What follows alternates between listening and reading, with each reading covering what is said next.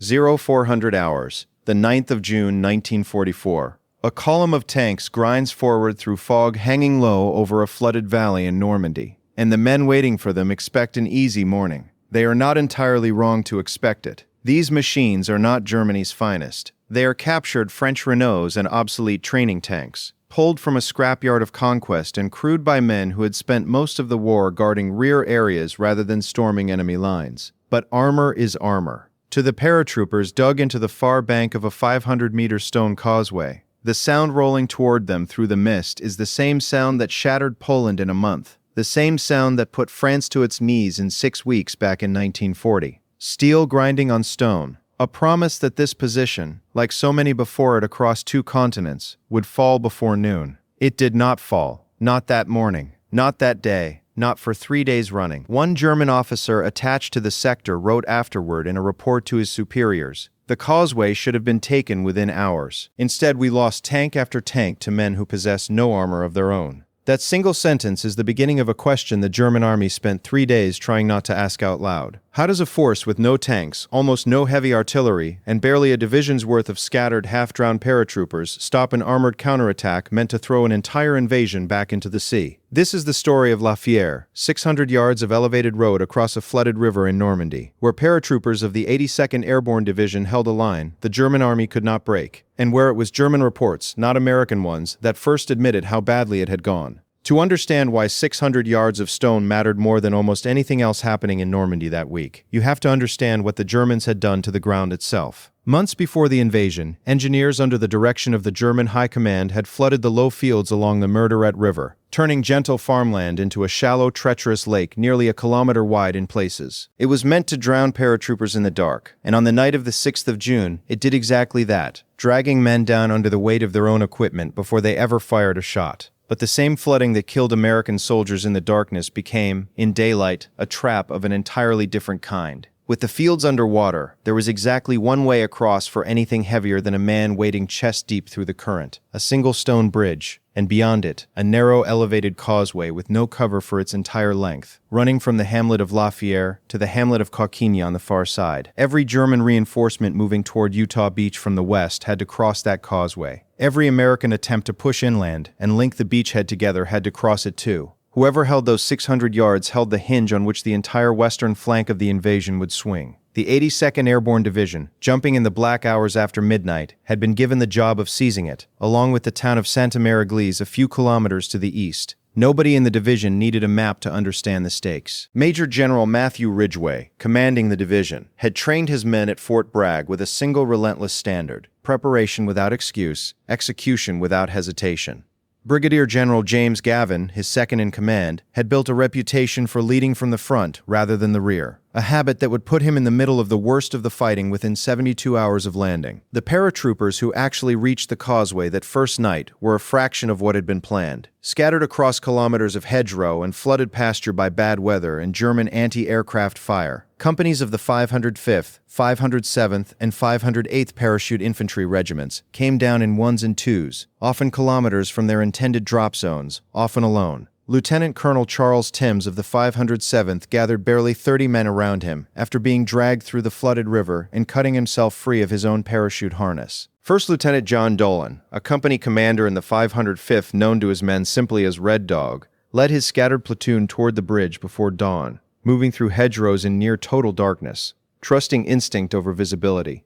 Captain John Sauls of the 325th Glider Infantry Regiment would arrive days later with a very different problem. Not too few men, but the terrible arithmetic of sending men across open ground with no cover at all. And somewhere in the ranks of Company C, 325th Glider Infantry, stood a private first class from Grand Island, New York, a farm boy standing 6 feet 7 inches tall, a man his friends would later say never seemed built for hiding. His name was Charles DeGlopper. He would not survive the week, but before the battle for Lafayette was finished, his name would be carved into the reason the Germans finally stopped believing they could take the causeway at all. The first test came within hours of the landing, before most of these men had even had time to dry out. On the afternoon of the 6th of June, German infantry from the 1057th Grenadier Regiment, backed by armor from a unit called the Panzer Ersatz Battalion 100, a formation built around captured and outdated tanks rather than frontline panzers, pushed hard against the American positions holding the eastern end of the bridge. The attack came fast, supported by mortar and artillery fire that tore through the hedgerows around the manor house at Lafayette, and for a time it worked. German infantry overran the forward American command post near the bridge, and for a handful of minutes, the entire foothold on the eastern bank hung by a thread. Then the tanks came onto the causeway itself, and everything changed. There was no room to maneuver on that narrow stretch of elevated road. No room to flank, no room to spread out, no ditch deep enough to hide a vehicle the size of a tank. The Americans defending the eastern bank had exactly two things working in their favor: a small number of bazooka teams dug in close to the roadbed, and a single 57mm anti-tank gun. It should not have been enough. Against a column of German armor advancing down a killing lane with infantry support behind it, a handful of shoulder-fired rocket launchers and one-towed guns sound like a footnote, not a defense. But the causeway itself did the work that firepower alone could not. The lead tank crept forward at a crawl, unable to accelerate on the narrow crown of the road, and two bazooka teams waiting in the roadside brush led it close to almost point-blank range before firing. The first rocket struck home, and the tank died where it stood, blocking the only lane forward for everything behind it. A German soldier of the 1057th Regiment later described the moment in blunt terms to his own command. "We watched our lead tank burn on the road and understood immediately that nothing behind it could pass. The Americans had turned our own crossing into a wall. That single knocked-out tank did more damage to the German attack than an artillery barrage might have. It sealed the causeway shut, forcing every vehicle behind it into a helpless queue on a strip of road with water on both sides and no possibility of retreat without abandoning the assault altogether. The Germans pressed forward anyway, infantry wading into the fight around the wrecked tank, and for a brutal half hour the battle for the bridge became a matter of men in ditches and hedgerows, trading fire at ranges close enough to see faces. By evening, the German push had been thrown back. The bridge itself remained in American hands, and the eastern end of the causeway at least belonged to the 82nd Airborne. It was the first sign of a pattern the Germans would be forced to relearn again and again over the following 72 hours. A choke point built to move armor quickly could just as easily become a coffin for it, and paratroopers who refused to break under the first shock of contact could turn a road into a wall of dead steel. The next 2 days brought no dramatic breakthrough for either side, only the grinding, exhausting arithmetic of a stalemate neither army could afford. German artillery observers occupied the church and houses of Calquigny on the western side of the causeway, using the elevated ground to correct fire onto the bridge and the American positions around it. Shells fell on the manor house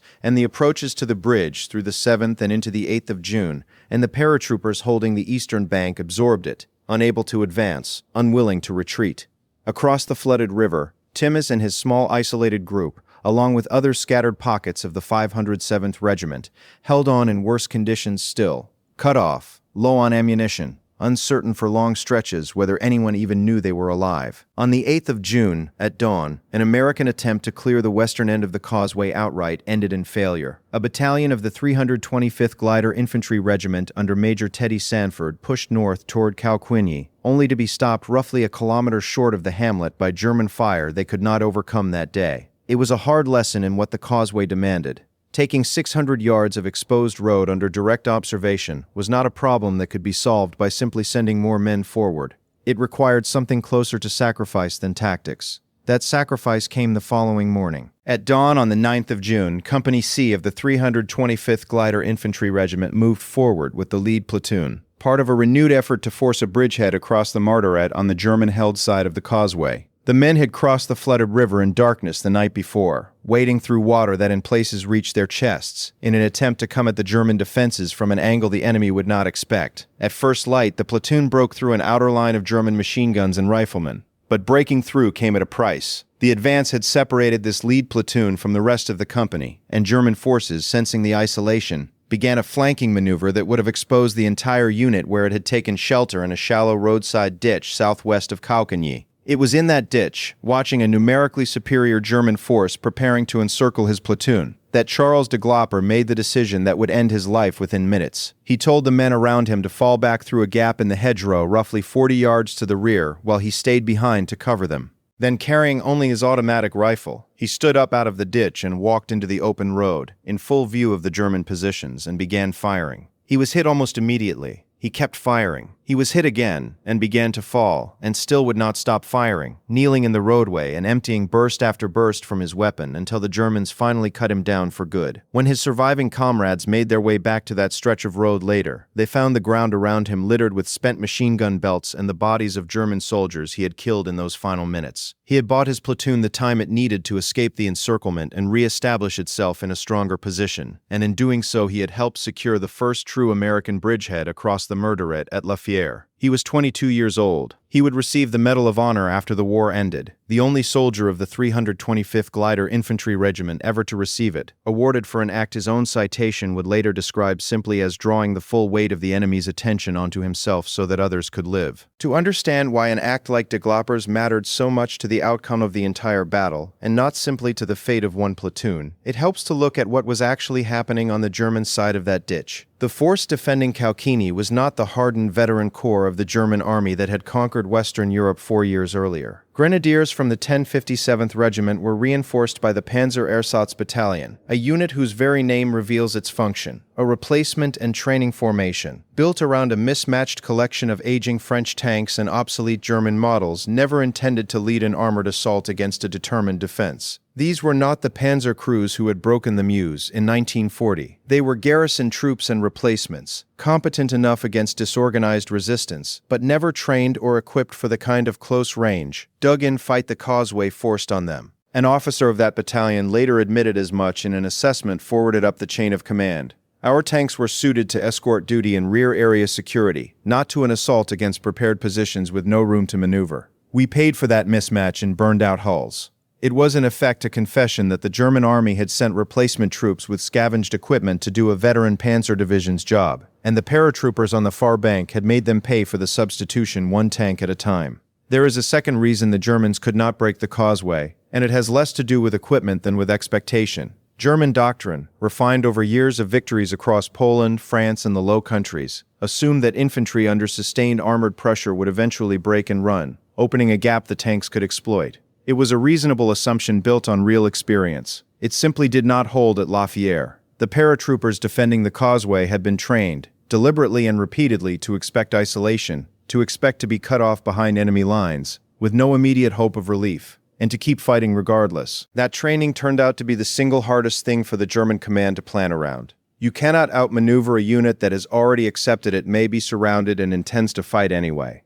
A German war correspondent attached to a nearby division recorded the sentiment more bluntly in his own notes from the period. These paratroopers do not withdraw when they should. It makes them predictable in only one respect: they will still be there tomorrow. The final push to clear the causeway entirely came on the afternoon and evening of the 9th of June, following DeGlopper's stand and the bridgehead it had purchased. 12 Sherman tanks, finally brought up in support of the paratroopers after days without armor of their own, lined up on the ridge behind the American positions and began pounding the German-held ground across the river. Mortars, Browning automatic rifles, bazookas, and machine guns added to the weight of fire raining onto Coquigny, and slowly, brutally, Company C and the units following behind it began to force their way across. The causeway itself, littered by then with wrecked German tanks and hastily abandoned equipment, became so choked with obstacles that at one point Major General Ridgway himself was seen out on the open road, in the middle of the killing ground, trying to drag a cable free from a disabled tank so that vehicles behind it could pass.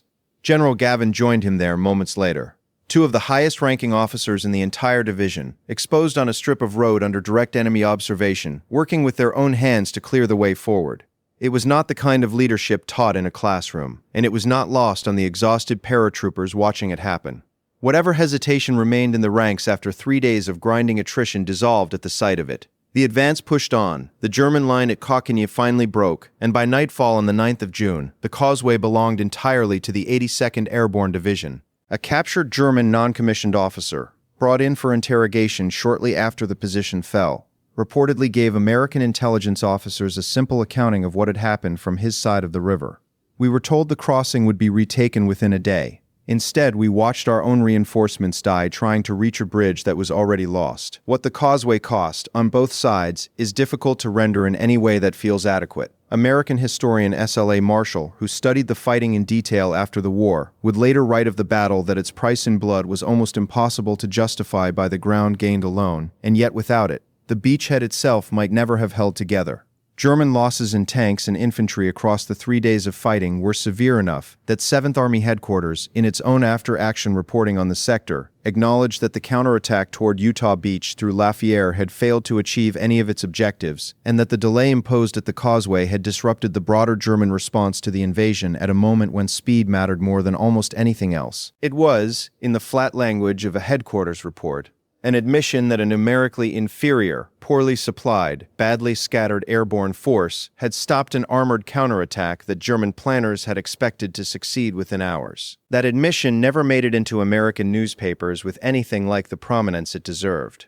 In the decades that followed, the story of Normandy in American popular memory would center overwhelmingly on the beaches themselves, on Omaha and its cliffs, on the opening hours of the 6th of June rather than the exhausting, unglamorous 3-day grind that followed a few kilometers inland. Lafayette had none of the singular photographable drama of a beach landing. It was a fight for 600 yards of road, fought in stages, won by attrition, and by a handful of men who refused to move. And stories like that did not translate easily into a single iconic image.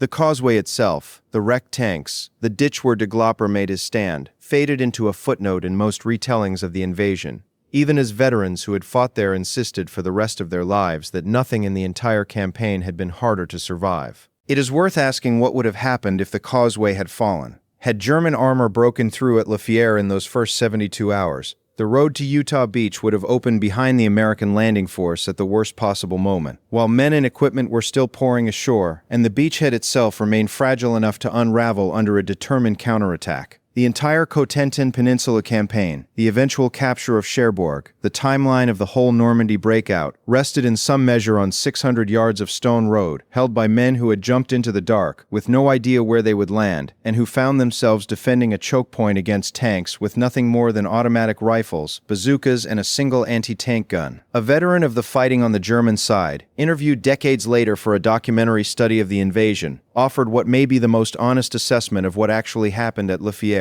We had better tanks in other sectors and better trained men in other divisions. What we did not have, anywhere, was an answer for soldiers who kept fighting after we had already beaten them by every rule we knew. Return, for a moment, to that fog rolling over the flooded valley at 0400 hours on the 9th of June.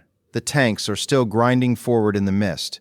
The paratroopers waiting on the far bank of the causeway have already been fighting for 3 days, soaked, exhausted, cut off from full resupply, holding a position that exists on no famous newsreel and appears in no iconic photograph from the war. They do not know yet that a private first class from a farm in Grand Island, New York, is about to walk into an open road under direct fire so that the men around him can live. They do not know that a division commander will soon be kneeling on that same road, pulling a cable off a burned-out tank with his own hands. They know only that the Germans are coming again, and that the road behind them leads to a beach where thousands of American soldiers are still fighting for their own foothold on the continent. The tanks come, the tanks burn, the road holds, and somewhere in a German staff office, an officer sits down to write a report that will describe, in the careful, bloodless language of a military document, exactly how a battalion of American paratroopers, with almost nothing standing between them and total encirclement, did the one thing German doctrine had never quite prepared for.